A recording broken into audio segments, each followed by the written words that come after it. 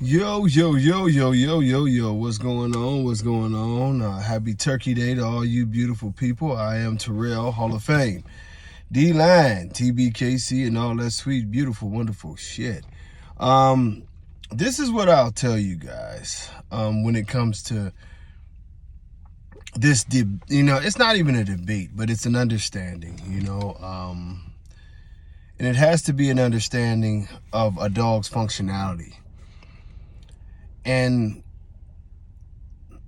very first thing, I don't care what your breed is, it has to have some functionality, starting with the ability to walk, And some people are asking, well, you going super hard on exotics and super hard on extreme dogs and one of the main reasons is that functionality is just totally gone from these dogs. I heard my lady, and her name slips my mind right off the top. I told you my short-term memory is horrible right now. But from the Sierra line, Gav Sierra line, I tell you, she's talked about how our dogs move in pieces. You know what I'm saying? And how the dogs are supposed to have a flow and a drive. And I think because most of us in this community are just jumping in, and the first dogs that we're having is some of these American bullies, we've lowered the standard greatly. And if you look at your dog, right, and you're looking at your dog move, you should understand that there is a transfer of power that comes from the front, travels through the back to the rear. All of these things work very, if it's put together properly, it's like a very smooth machine, and a dog does it without any kind of hiccups, so to speak. But if there's something off, you start to see, so like some of the videos I've posted where dogs are just sort of really struggling to move, or you see them and it looks like they're limping or they're wobbling. Or now the significance to this is that the smoothness protects the body.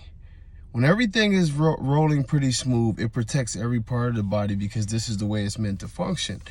When you see those sort of, for lack of a better term, I'll say the herky-jerky motions, it's constant friction and some ugliness to almost every area. You know what I mean? Almost every single area of the dog's body, So if you start off, and I've explained this, and I'll try to give a good explanation of this.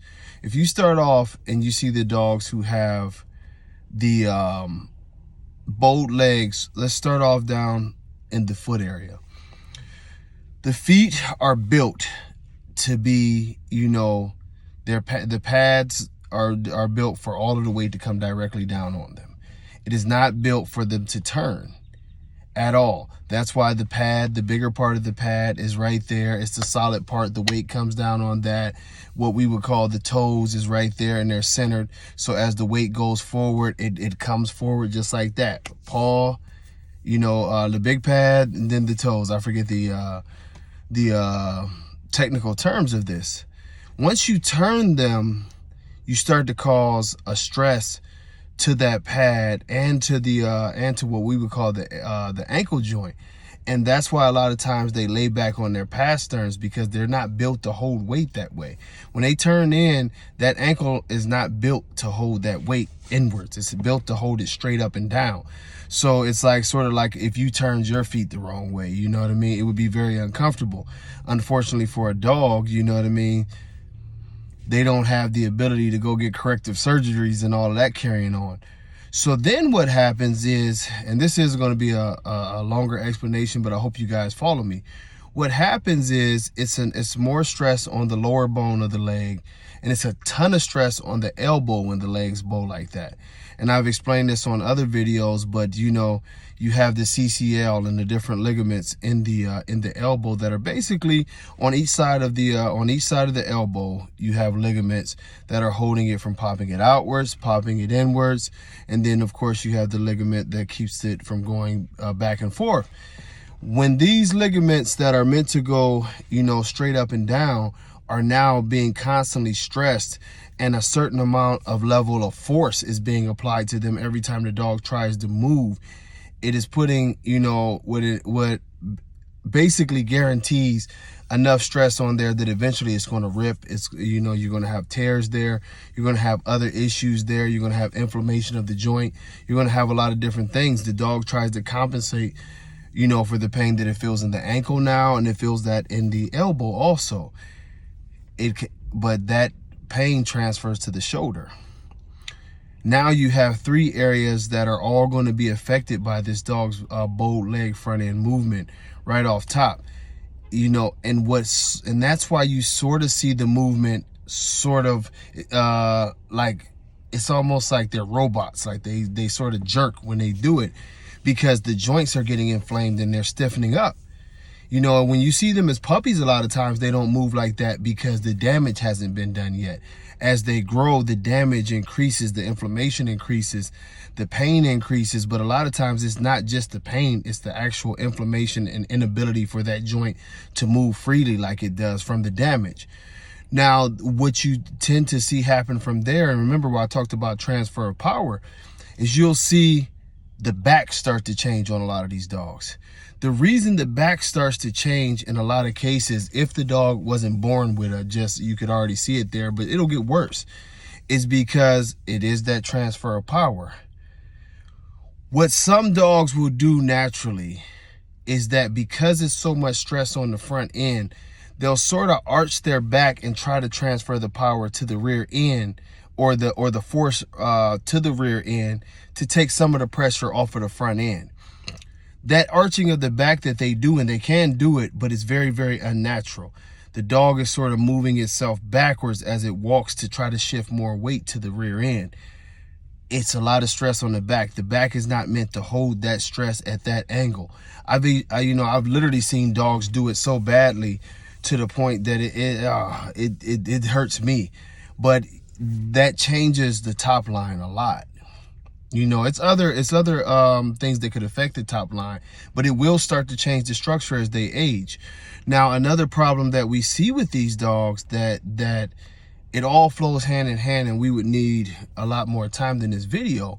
But because a lot of these dogs are now born with stiff stifles and the inability for the rear leg to bend and properly get the transfer of power and keep everything balanced, now you have a higher rear. You have the same problem in the rear end because there's a lot of stress, and a lot of these dogs not only are stiff, but they're also cowhawked, which makes the legs bow in, so it's more stress on those joints.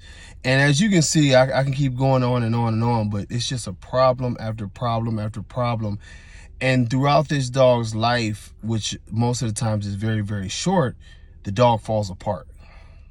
You know, it just falls apart because it's very, very unnatural the way they move.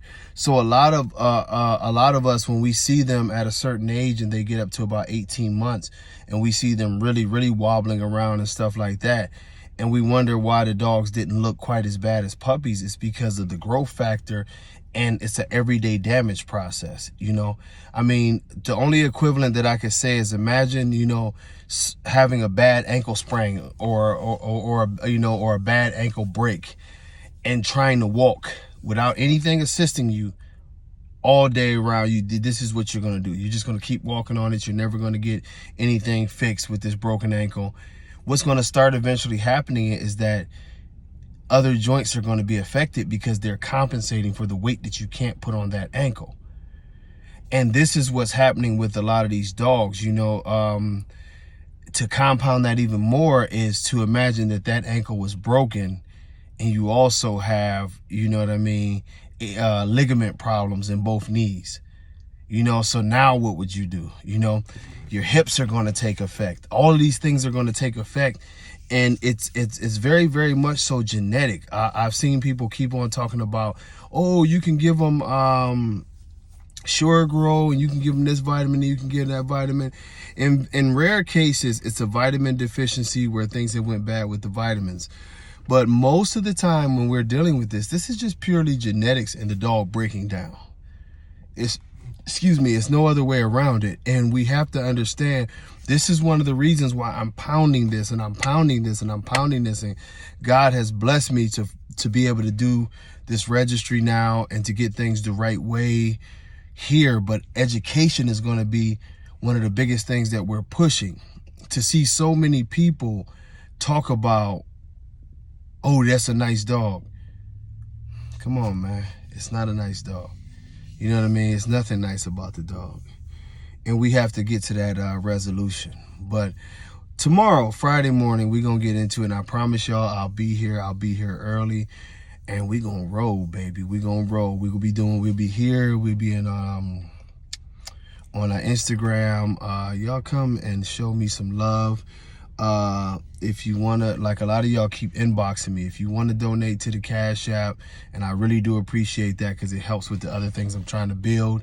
It is tbkc dogs, DOGS at Cash App. You know what I mean?